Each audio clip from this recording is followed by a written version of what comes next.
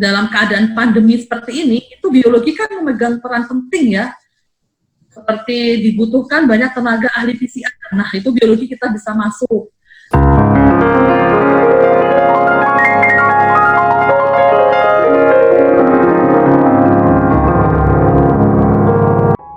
Selamat datang di Rumbia, Rumah Biologi Indonesia. Rumah di mana kita belajar biologi bersama-sama. Oke, kawan-kawan Rumah Biologi Indonesia, hari ini kita kedatangan tamu dari Jakarta. Selamat datang Mbak Miftahul Janah. Selamat sore Mbak Miftah. Ya, selamat sore Mas Tri. Terima kasih atas undangannya. Oke, apa kabar nih Jakarta? Jakarta masih rame, new normal, seperti normal saja. Seperti normal saja ya. Ya. Semoga kondisi ini makin baik dan kita tetap dalam kondisi sehat. Ya. Oke, kawan-kawan Rumah Biologi Indonesia, saya kenalkan sedikit. Mbak Miftahul Janah ini adalah Ketua Program Studi S1 Biologi dari Fakultas Sains dan Teknologi Universitas Islam As-Safiyah. Bener ya, Mbak Miftah? Iya benar Mas. Boleh dong kita diceritain Kanya bisa berkarya di Universitas Islam As-Safiyah, Mbak? Oh iya. Jadi dulu kan waktu tahun 2012 itu kan ada beasiswa unggulan calon dosen dalam negeri. Terus kemudian waktu itu di salah satu bunyi pasal perjanjiannya ada tulisan bahwa kita harus mengabdi di salah satu kampus di Indonesia. Nah, waktu itu kebetulan setelah lulus ada penempatan di Universitas Islam As-Safiyah. Sebetulnya sebelum di sini sudah keterima di UIN Malang. Tetapi karena ada penempatan di sini dan kebetulan calon suami kerja di Jakarta keterima juga, ya akhirnya di sini. Berarti memang jodoh ya di Jakarta ya? Iya, betul. Sekarang Kaprodi nih Mbak, berpengaruh nggak sih dengan kinerjanya sebagai dosen? Kan dosen kan katanya harus ngajar, harus meneliti, kemudian harus mengabdi. Nah ini sekarang jadi ketua program studi. Berpengaruh nggak sih dengan kinerja tridharmanya itu Mbak? Ya pastinya agak berpengaruh ya Mas, sedikit banyak. Karena kan selain kita harus meluangkan waktu untuk mengerjakan tridharma, kita harus mengerjakan tugas yang lain. Dimana kalau misalnya di kampus swasta itu, selain kita mengerjakan beberapa administrasi, kita juga harus membantu program penerimaan mahasiswa baru gitu. Jadi ada pengaruhnya ke tridharma, tetapi karena kita sudah serius ya alhamdulillah, jadi harus memenuhi ya setiap semester BKD harus memenuhi, jadi ya mau tidak mau ya harus dipenuhi gitu. Ya, kalau kita lihat program studi S1 biologi ini kan banyak ya di Indonesia. Boleh nggak sih diceritakan apa sebenarnya kekhasan dari S1 biologi Universitas Islam As-Safiyah ini? Kekhasannya kalau misalnya dibilang kekhasan, beberapa prodi pasti memiliki peminatan ya. Kalau di kita itu peminatannya ada 3, ada biologi konservasi, biologi kelautan, dan bioteknologi. Terus kemudian kekhasan dari kami juga, kami membuka untuk program karyawan. Jadi itu kuliahnya Jumat dan Sabtu dan malam hari. Itu kekhasannya. Jadi selain dari 3 peminatan tadi, kita juga ada program-program selain program reguler, kita juga membuka program kelas karyawan dan kelas untuk kelas malam. Berarti lebih fleksibel ya karena untuk... Iya, jadi waktunya lebih fleksibel. Tapi kalau misalnya dibilang kekhasan dengan beberapa prodi yang lain, rata-rata prodi biologi hampir-hampir sama ya. Cuma fleksibilitas waktu itu yang kita jual ya kepada calon mahasiswa gitu. Sampai sekarang masih buka nih pendaftaran untuk penerimaan mahasiswa baru, Mbak? Iya, masih buka. Selain itu kita kan di sini juga dekat ya. Kalau misalnya ingin ke LIPI atau ingin ke balai-balai penelitian lain, itu kan kalau di Jakarta lebih dekat, lebih banyak networknya. Jadi itu poin plusnya sih kalau misalnya akan bergabung di prodi kami. Nah, kalau misalnya nih teman-teman yang sekarang masih SMA atau 2 tahun lagi masih mau kuliah, kalau mau nyari informasi terkait Universitas Islam As-Safiyyah, Mbak, harus kemana? Bisa melalui web, dan jika memang berminat di prodi biologi bisa langsung menghubungi saya di www.wa.ac.id atau langsung menghubungi ke kontak saya di nomor WA 0854612865. Oke. Ya. Ya, jadi ini nanti mungkin bisa juga jadi referensi buat teman-teman yang memang misalnya dia stay di Jakarta, kemudian tidak mau kemana-mana tapi masih tetap pengen kuliah di jurusan biologi, bisa ke Universitas Islam As-Safiyyah, bisa jadi salah satu referensi. Saya melihat Mbak Miftah ini begitu antusias terhadap biologi nih, Mbak. Ya. Sejak kapan sebenarnya suka dengan biologi ini, Mbak? Sejak dari SMA sih memang suka biologi, karena biologi itu salah satu pelajaran yang menarik ya. Kalau di SMA menariknya itu kita belajar reproduksi tumbuh-tumbuhan, terus kemudian belajar banyak hal tentang ekosistem. Dulu waktu di SMA itu gurunya menarik mungkin ya. Jadi makanya waktu S1 ngambilnya biologi. Kadang kan sebagian orang kan ada yang ngambil biologi sebagai opsi kedua. Kalau saya biologi sebagai opsi pertama, memang sudah jatuh cinta dari SMA. Oh, gitu. Sudah jatuh cinta, sekarang sudah bersama dengan biologi. Ada penyesalan nggak sih, Mbak? Oh, tidak ada penyesalan ya. Jadi memang biologi itu salah satu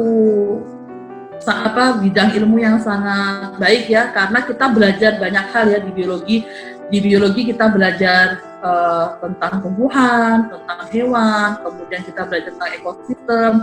Ketika dalam keadaan pandemi seperti ini, itu biologi kan memegang peran penting ya. Seperti dibutuhkan banyak tenaga ahli PCR. Nah, itu biologi kita bisa masuk. Terus kemudian dibutuhkan vaksin. Kita setidaknya bisa ya memberikan sumbangsi dari penelitian bioinformatika, in silico, atau dalam rangka membantu menemukan kandidat sebagai vaksin. Jadi biologi itu banyak ya, kita bisa memberikan solusi dan memberikan banyak hal terhadap permasalahan-permasalahan yang ada di negeri kita. Misalnya juga kita bisa memberikan dari keluarga saja, misalnya ketika misalnya keluarga lagi sakit atau misalnya lagi tidak enak badan, kita kan dulu belajar ya tentang biokimia bahan alam. Setidaknya kita bisa mengobati sendiri ya di keluarga kita. Oh, kalau misalnya sakit demam itu minumnya apa saja sih. Waktu biologi kan kita belajar juga farmakologi, waktu di S1 saya dulu gitu sih. Jadi sedikit banyak kita bisa terapkan di kehidupan sehari-hari. Kuliah S1 biologi, lanjut S2 biologi. Berat nggak sih, Mbak, kuliah di biologi itu?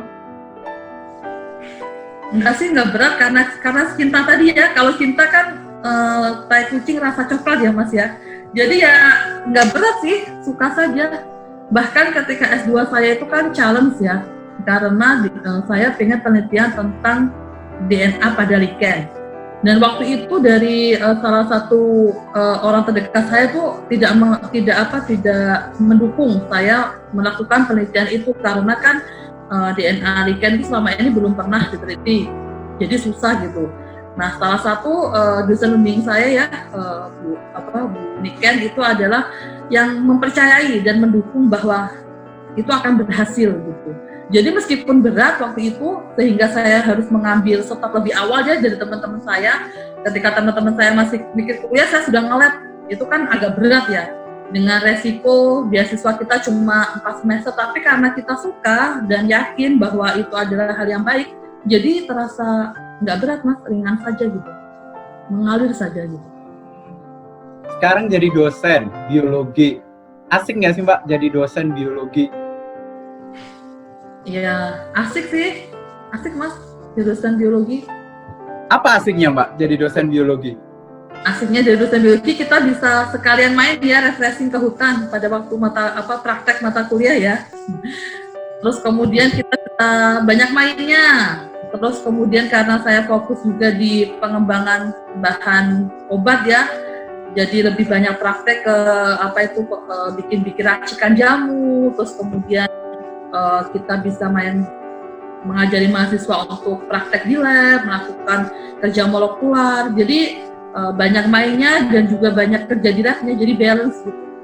Jadi kalau misalnya mesti ngambil matematika ya, yang harus berkutat dengan angka gitu, ya mungkin kalau orang matematika suka ya, karena saya orang biologi, ya asik aja biologi. Jadi selain di kelas kita juga bisa melakukan praktek di luar.